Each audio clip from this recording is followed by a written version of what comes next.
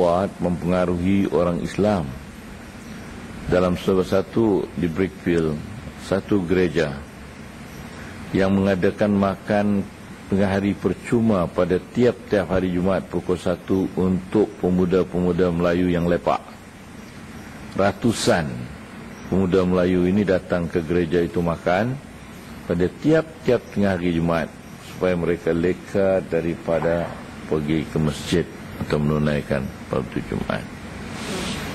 Saya telah menyebutkan bahawa hampir 250,000 orang-orang Islam yang telah murtad. Tapi saya telah dicabar oleh menteri. Saya tidak dicabar. Saya telah memberitahu kepada Majlis Raja-Raja, dari segi fakta memang saya tak dapat tunjuk. Kerana Mahkamah Syariah tidak pernah merekodkan atau membenarkan orang murtad. Maka kerana itu tidak ada rekod dalam Mahkamah Syariah.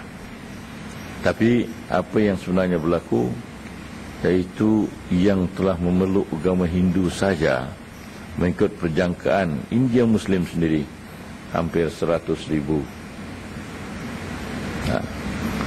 Bahkan mengikut laporan polis, belia-belia wanis kita yang telah mengikuti atau masuk dalam kumpulan black metal, iaitu memaki Tuhan, memuja iblis, memuja syaitan, seramai 14,000 atau 13,000. Dan yang mengikuti Ayah Pin, mengaku Ayah Pin itu Tuhan, ada 14,000. Jadi semuanya ini saja sudah cukup untuk membuktikan kebenaran hal ini. Dan ini telah diberitahu pada saya seluruhnya. Maka itu saya bercakap dengan lantang untuk mengingatkan orang Islam. Dalam rentangan ini, pihak raja-raja telah membangkitkan apa peranan masjid, apa peranan pegawai-pegawai masjid, imam-imam, pengurusan masjid. Kenapa tidak berjaya membendung perkara ini? Sedangkan masjid telah dibina dengan begitu baik, dengan begitu cantik. Undang-undang telah dibuat supaya masjid dijaga dengan baik dan ajaran Islam dipelihara dengan baik. Tapi kenapa keadaan ini makin berlarutan?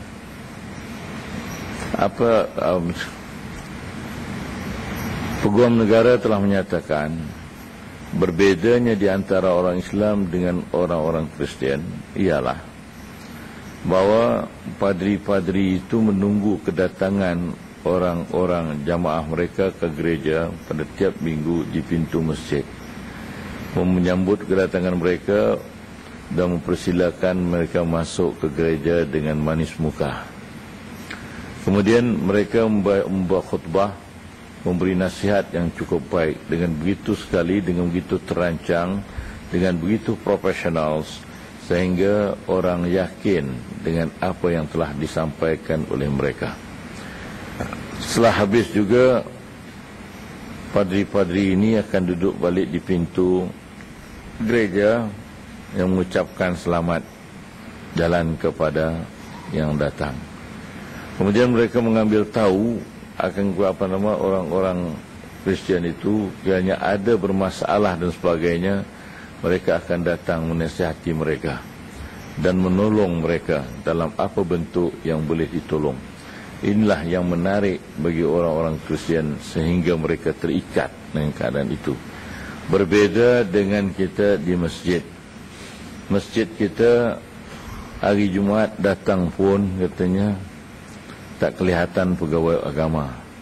Kemudian apabila datang pun masuk ke dalam masjid waktu berkhutbah, khutbahnya juga tidak menarik. Khutbahnya tidak menarik. Kadang-kadang telah disampaikan dengan cara yang tidak profesional. Orang tidur lebih banyak daripada orang mendengar. Tidak tertarik dengan cara penyampaian dan sebagainya. Kemudian selepas daripada habis sembahyang Jumaat, belum sempat lagi habis salam yang kedua, sudah menunggu pakat tinggal balik lari. Semua pakat lari daripada masjid. Jadi ini keadaan seolah-olah datangnya itu hanya terpaksa, mungkin takut dikata orang atau takut diambil tindakan undang-undang. Itu saja yang menarik, yang menyebabkan mereka datang ke masjid. Saya telah memberi jawapan. Saya kata, saya bersetuju bahawa pengurusan masjid tidak dilaksanakan dengan secara profesional. Itu saya bersetuju, saya kata. Tapi masalah datang ditunggu, Islam meletakkan lain cara. Hari Jumaat itu hari ibadat. Digalakkan orang datang dengan cepat ke masjid dan beriktikaf di dalam masjid. Tapi juga selepas sembahyang itu tidak digalakkan segera balik. Digalakkan mereka berjumpa di antara satu dengan lain. Itu yang dikehendaki di Risala. Dan ini dilaksanakan di negeri China. Negeri China, kalau kita pergi ke sana, saya telah pergi dan saya telah 2 kali menghadiri sembahyang Jumaat di negeri China. Dari awal lagi masjid itu telah penuh. Kemudian selepas sembahyang tak ada siapa yang bangun. Diam saja selepas itu. Akhir sekali bila imam mengatakan Bismillahirrahmanirrahim, Alhamdulillahirrabbilalamin, amin, amin sampai habis. Bila habis itu pakat bangkit, ya, mereka itu dalam mazhab Hanafi, ya. Jadi bangkit keluar di halaman masjid. Di situ semua bersalam di antara satu dengan lain, bertegur sapa, bertanya khabar. Habis semua sekali dah bertanya khabar itu, barulah masing-masing balik ke rumah. Maka kerana itulah 70 tahun ditekan oleh komunis, ya, 70 tahun mereka tidak dibenarkan membaca Al-Quran, 70 tahun mereka dilarang dari mengadakan kelas-kelas agama. Namun kekuatan Islam masih kuat, masih unggul, masih utuh di negara China. Orang-orang Islam di negeri China masih pandai menulis dalam bahasa Arab, tulisan Jawi, tulisan Arab, masih pandai. Karena itu kaligrafi yang mereka buat cukup hebat, dibuatnya hebat. Dan imam-imam mereka kebanyakannya boleh berbahasa Arab, sedangkan di situ tidak dibenarkan untuk mempelajarinya. Tapi mereka belajar di masjid-masjid itu bahasa Arab. Dan Quran mereka baca hanya yang ditulis di dinding-dinding, karena Quran tak ada kitab Quran itu di dinding-dinding. Jadi itu yang mereka baca, sehingga itu mereka dapat bertahan sehingga hari ini. Masih kuat pegangan mereka.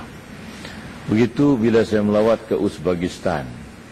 Uzbekistan begitu juga, mereka dapat bertahan. Mereka di bawah komunis, di bawah komunis Rusia, di mana masjid-masjid dijadikan tempat minum arak. Di Uzbekistan hanya beberapa masjid yang dibenarkan, masjid kecil yang dibenarkan ruang sembahyang. Tapi di masjid itu juga dibuat benda yang serupa seperti yang berlaku di negeri China.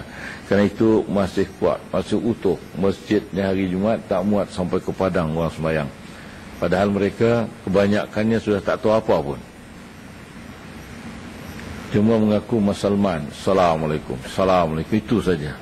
Lain tak tahu, tapi masih lagi berpegang karena dijadikan tradisi yang begitu kuat dalam pertemuan, ikatan sesama seorang Muslim diikat. Jadi ini yang dilakukan, mereka dapat bertahan dalam keadaan. Kita sekarang ini dalam serangan yang amat dahsyat. Umat Islam menghadapi serangan yang amat dahsyat. Kita diserang dalam bentuk-bentuk al-ghuzuwil fikri, serangan melalui pemikiran. Serangan melalui pemikiran inilah yang memecah belahkan umat Islam khususnya. Pertama, kepada golongan intelektual. Golongan intelektual diserang dengan serangan pemikiran, yaitu orang-orang Kristian yang telah memerangi, atau Yahudi yang telah memerangi orang Islam sejak berkurun-kurun, sejak lahirnya Islam. Mereka tidak pernah menang. Walaupun mereka dapat menguasai seluruh negara Islam di dunia ini, tapi mereka tidak pernah menang menguasai hati orang-orang Islam.